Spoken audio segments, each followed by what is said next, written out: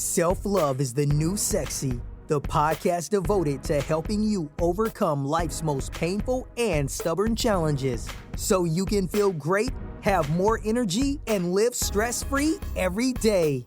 To reach your full potential, simply work with the powerful spiritual principles that are readily accessible to everyone.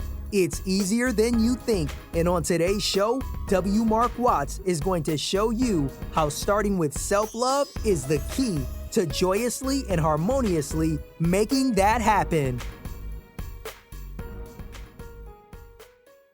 Hey everybody, this is W. Mark Watts. Hello, welcome, and thank you for hanging out with me for another episode of Self-Love is the New Sexy.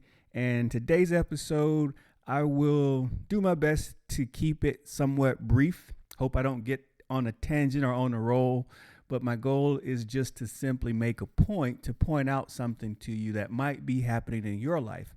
And today's episode is just about sometimes life calls you to something new. Sometimes it calls you to something different. And in particular, something that you didn't expect or it wasn't really prepared for. And oftentimes those are the ones that are really scary is when you're not prepared for it. So just what am I rambling on about right now? So I think it was maybe even a week or a couple weeks ago that I spoke on one of my episodes about a gentleman by the name of Ahmaud Arbery, who got into an altercation where he had been basically followed and accosted by, this is a young black man, accosted by actually what we know now is 3 white gentlemen in Georgia here in the U.S., and they had guns, and there was a struggle, and he ended up dead, 3 gunshot wounds. Well, you have to be living really under a rock now to notice another tremendous deal that's been going on here in the U.S. And again, I say again, over and over, this pattern has repeated itself for years. But this time it's another incident of a black male being killed, murdered by police, a guy who had his knee on this guy's windpipe until he passed out and he eventually died. Total thing is caught on tape. So there's been a lot of unrest in the U.S., a lot of protests. There's been some looting and some violence. And from the time that I heard about this, I think the incident actually happened on a Monday. I found out about it on a Tuesday because if you follow me for any length of time, you know I don't watch a lot of news. I don't get into a lot of that stuff just because it's a lot of negative energy. And it's one of the things that hinders me from keeping my energy really high. However, I do try and keep abreast of the major topics that come across, periodically. And so, of course, I come across this. And again, being a middle-aged black male, having been through certain circumstances growing up in the South, I'm from South Carolina, spending the majority of my life in the Southeast United States, I'm well aware of the issues and the things that we deal with on a daily basis and have for a long time. This particular one has hit me even harder than the numerous other incidences over the last 10 to 20 years. Not only do I see myself in these images, but I see my son, who's 19 years old at the time that I'm recording this, I see him in these images. And I think about how we're all connected, we're all one. And at any moment, that could be me in that position.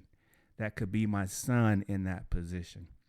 That could be one of my best friends, my cousin, in that position. And it's not only limited to males, it's females as well. I mean, black females in this country are also being targeted at an alarming rate. And so during this last week, I mean, the last really 7 days, I mean, I honestly can tell you, I have not slept well at all. When I am able to get to sleep, I sleep 3, maybe 4 hours, and then I'm up. I'm wide awake. And my energy has been all over the place. I won't call it depressed, but I've been saddened. I've been humbled. I've been angry, very angry. And so when I'm feeling that way, when I'm feeling out of sorts, I've learned now in my older years, I've learned that there's something stirring in me that needs to be honored. There's something calling me. There's something that I have to do.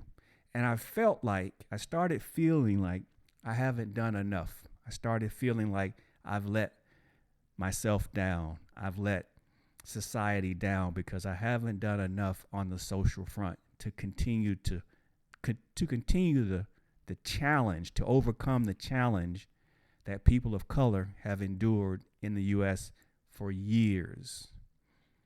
And so as that became a theme, and that feeling just festered in me. I mean, like, for example, this morning alone, I went to bed about 12:30, and I woke up at 3:00 this morning, just like wide awake, and could not get back to sleep, no matter how I meditated or anything. And that lets me know that, really there's something heavy on my heart, and that Spirit's really talking to me.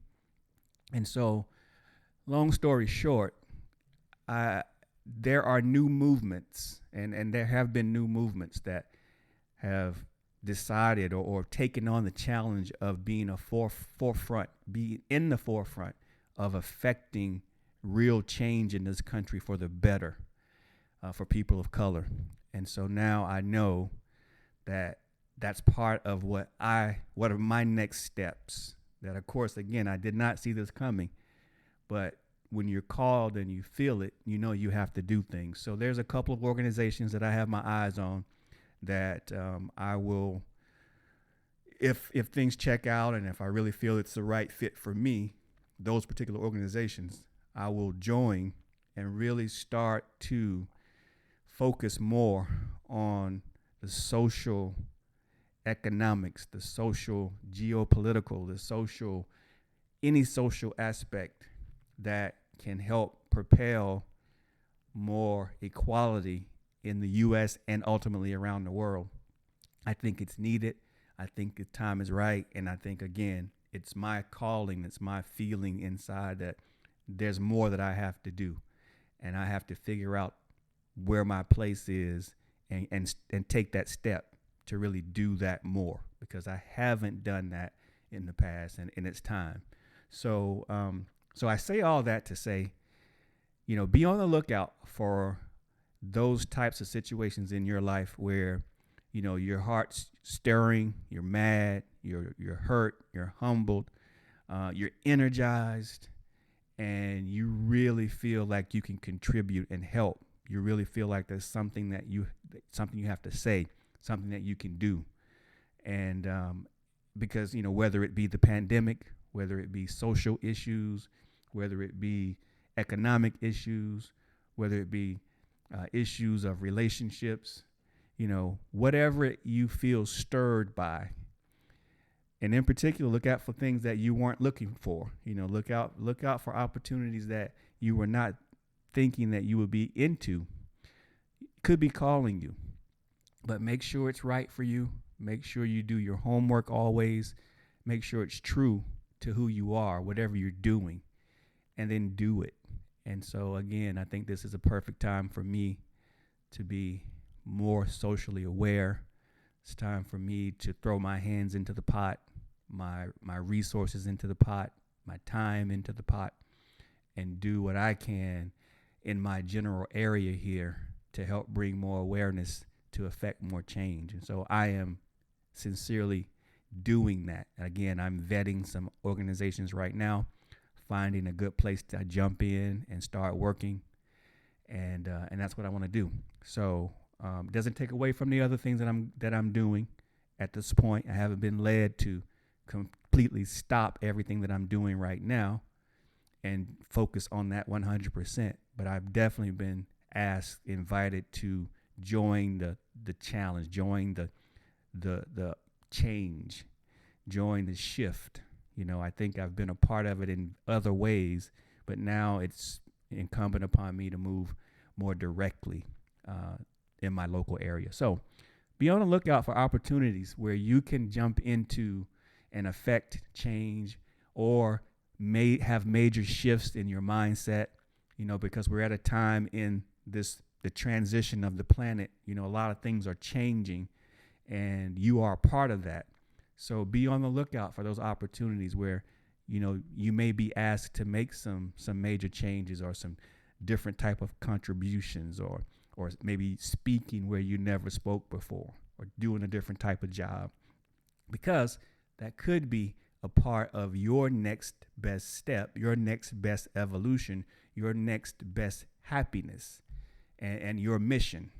And because that's always my focus is, am I on mission? Am I listening to what the universe, God's source, is asking me to do? And am I brave enough and willing to do that? Because that's what I'm here for. Just as you're here, we're all here to help serve, to raise the vibration of the planet, to help each other really and truly enjoy this world. And we cannot do that if people of color are continued to be treated the way that we've been treated for so long on this planet. So it's time for a shift, time for a change. I'm making some additions, doing some things new. What are you doing new in your life? What have you realized that, hey, it's time for you to make a shift in? Wherever you find me on social media, whether it's Instagram, Twitter, Facebook, shoot me a note. Let me know what's changing in your life. What are you doing new? How are you affecting change in your life and the people around you and the planet? All right. Be good, everybody. I love you. Talk with you again very soon. Bye now.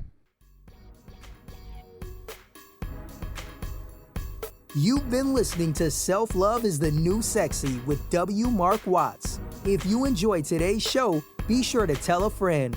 Also, make sure you never miss an episode by subscribing to our show on Apple Podcasts, Stitcher Radio, or wherever you listen to podcasts.